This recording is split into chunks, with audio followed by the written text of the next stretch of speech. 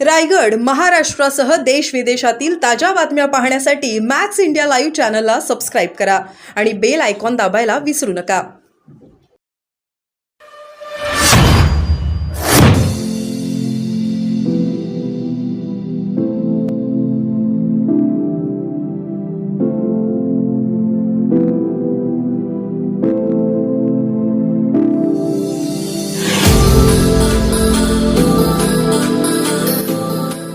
विधानसभेच्या निवडणुका झाल्या.